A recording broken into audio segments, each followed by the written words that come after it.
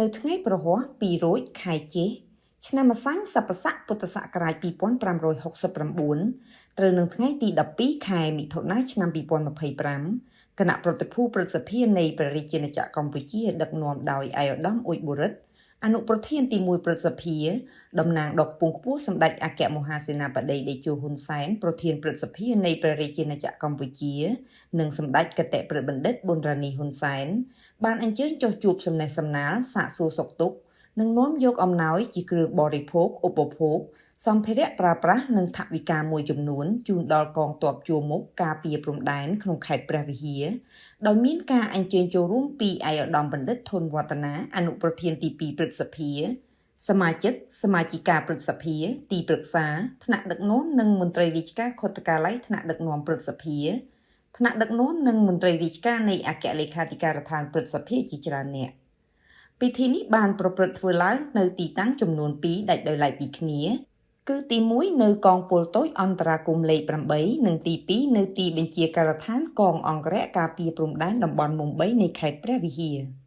ឆ្លៀតក្នុងឱកាសនោះឯកឧត្តមអ៊ុចបូរិតអនុប្រធានទី1ព្រឹទ្ធសភាបានពំនាំនៅការផ្ដាំផ្ញើសួរសុខទុក្ខពីសំណាក់សម្ដេចតេជោហ៊ុនសែននិងសម្ដេចគតិប្រិយបណ្ឌិតប៊ុនរ៉ានីហ៊ុនសែន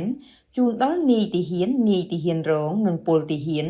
ដែលកំពុងឈរជើងនៅតាមបណ្ដោយព្រំដែនកម្ពុជាថៃក្នុងខេត្តព្រះវិហារត្រៀមប្រយុទ្ធការពារបូរណភាពដែនដីនៃមាតុភូមិកម្ពុជានិងបានគូសបញ្ជាក់ពីការយកចិត្តទុកដាក់ខ្ពស់បំផុតរបស់សម្ដេចទាំងពីរ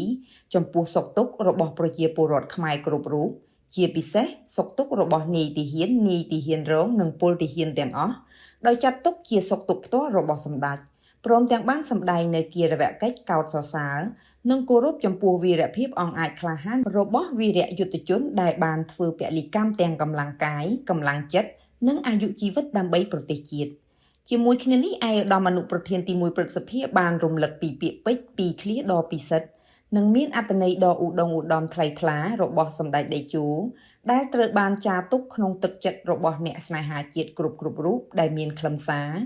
សន្តិភាពត្រូវបានការពារដូចជាអាយុជីវិតរបស់យើងហើយដែនដីត្រូវបានការពារដូចជាដួងព្រលឹងរបស់យើងឯកឧត្តមអនុប្រធានទី1បានបន្ថែមថាសន្តិភាពមិនមែនជាអំណោយនោះទេតែជាសមិទ្ធផលដែលទទួលបានដោយលំបាកតាមរយៈការបូជាទាំងកម្លាំងកាយចិត្តនិងការធ្វើពលិកម្មគ្រប់បែបយ៉ាងរបស់សម្ដេចតេជោដោយមានការគាំទ្រយ៉ាងឃ្លាវខ្លាពីសំណាក់បងប្អូនប្រជាពលរដ្ឋនៅទូទាំងប្រទេសនិងកងកម្លាំងប្រដាប់អាវុធគ្រប់ប្រភេទដើម្បីជាគុណប្រយោជន៍ដល់ការអភិវឌ្ឍប្រទេសជាតិរីកចម្រើនរហូតមកដល់បច្ចុប្បន្នដូចនេះការការពារសន្តិភាពជាកាតព្វកិច្ចដែលបងប្អូនប្រជាពលរដ្ឋខ្មែរគ្រប់រូបរួមសាមគ្គីឯកភាពជាធ្លុងមួយការពារទោះក្នុងតម្លៃណាក៏ដោយផ្សារភ្ជាប់នឹងការការពារដែនដីដូចជាដួងព្រលឹងរបស់យើងដែលជាមូលដ្ឋានគ្រឹះមិនអាចខ្វះបាននៃអត្ថិភាពអត្តសញ្ញាណជាតិសាសន៍វប្បធម៌ប្រពៃណីកម្មសិទ្ធិរបស់ជាតិនីមួយៗកុំយល់ច្រឡំឲ្យសោះថាបំណងប្រាថ្នារបស់កម្ពុជាចង់បានសន្តិភាពមិនមែនមានន័យថាកម្ពុជាលះបង់សិទ្ធិអធិបតេយ្យក្នុងការការពារទឹកដីមាតុភូមិរបស់ខ្លួននោះទេយុទ្ធជនយុទ្ធនារីដ៏អង់អាចក្លាហានដែលកំពុងឈរជើងនៅតាមបណ្ដោយព្រំដែននេះមិនមែនគ្រាន់តែជាយោធាប៉ុណ្ណោះទេតែជានិមិត្តរូបនៃឯកភាពជាតិសេចក្តីថ្លៃថ្នូរនិងការបដិញ្ញាចិត្តរបស់បងប្អូនប្រជាពលរដ្ឋស្នេហាជាតិទាំងអស់នៅទូទាំងប្រទេសនិងជាខែលការពារជាតិមាតុភូមិការពារព្រលឹងជាតិខ្មែរជាខែលការពារសន្តិភាពសន្តិសុខសុវត្ថិភាពនិងសេចក្តីសុខសាន្តរបស់ប្រទេសជាតិកម្ពុជាជាប្រជាជាតិមួយដែលស្រឡាញ់សន្តិភាពចង់រួមរស់ដោយសន្តិសហវិជ្ជមាននិងពង្រឹងកិច្ចសហប្រតិបត្តិការល្អប្រសើរជាមួយបណ្ដាប្រទេសទាំងអស់នៅក្នុងពិភពលោកលើមូលដ្ឋាននៃការគោរពគ្នានិងមានផលប្រយោជន៍ទៅវិញទៅមកការនេះមិនមែនជាឧត្តមគតិអរូបីទេប៉ុន្តែជាផ្លែផ្កានៃមេរៀនដ៏ឈឺចាប់នៃប្រវត្តិសាស្ត្រដែលកម្ពុជាធ្លាប់បានឆ្លងកាត់អស់រយៈពេលជាង2ទសវត្សរ៍នៅក្នុងភ្នក់ភ្លើងសង្គ្រាមនិងរបបប្រល័យពូជសាសន៍កម្ពុជាយល់ច្បាស់ណាស់អំពីគុណតម្លៃសន្តិភាពក្រោមការដឹកនាំដ៏ភ្លឺស្វាងប្រកបដោយគតិបណ្ឌិតរបស់សម្ដេចតេជោ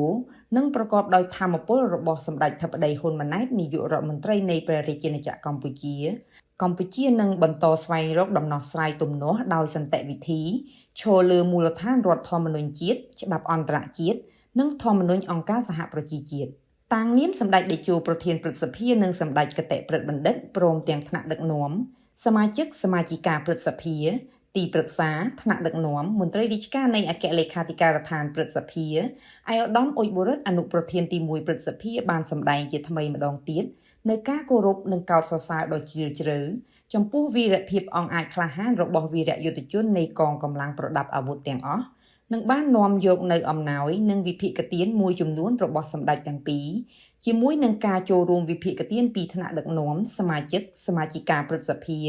ទីប្រឹក្សាថ្នាក់ដឹកនាំនិងមន្ត្រីខុទ្ទកាល័យថ្នាក់ដឹកនាំទាំង3ថ្នាក់ដឹកនាំនិងមន្ត្រីរាជការនៃអគ្គលេខាធិការដ្ឋានព្រឹទ្ធសភាជូនដល់កងពលតូចអន្តរាគមន៍លេខ8និងកងអង្គរៈការពារព្រំដែនតំបន់មុំ3នៃខេត្តព្រះវិហារជាចុងបញ្ចប់នៃពិធីសំណេះសំណាលឯកឧត្តមអនុប្រធានទី1ព្រឹទ្ធសភាបានជូនពរនិងបួងសួងដល់វត្ថុស័ក្តិសិទ្ធិទាំងអស់ដែលនៅរក្សាការពារប្រាសាទព្រះវិហារសូមជួយថែរក្សាបងប្អូនវីរយុទ្ធជនទាំងអស់នៅគ្រប់សមរភូមិនិងសូមទទួលបាននូវជោគជ័យគ្រប់ភារកិច្ចវាយកំទេចពួកឈ្លានពានដែលបង្កការរំខានដល់សេចក្តីសុខសន្តិភាពដែលជាកេរដំណែលរបស់រដ្ឋបុរសជាតិជាអ្នកស្ថាបនិកសន្តិភាពនិងជាអគ្គមគ្គុទ្ទេសក៍ឯកនៃនយោបាយឈ្នះឈ្នះសម្ដេចតេជោហ៊ុនសែនបន្ទាប់ពីពិធីខាងលើគណៈប្រតិភូព្រឹទ្ធសភាបានបន្តអញ្ជើញចូលរួមគោរពវិញ្ញាណក្ខន្ធលោកអនុសេនីយ៍ត្រីសាវុធី មេបញ្ជាការកងអនុសេនាតូចស៊ើបការវរៈសេនាតូចលេខ392ខេត្តព្រះវិហារដែលបានទទួលមរណភាពកាលពីថ្ងៃទី10ខែមិថុនាឆ្នាំ2025ក្នុងជន្មាយុ48ឆ្នាំនិងបានផ្ដល់ថវិកាជួយឧបត្ថម្ភដល់គ្រួសារសពផងដែរ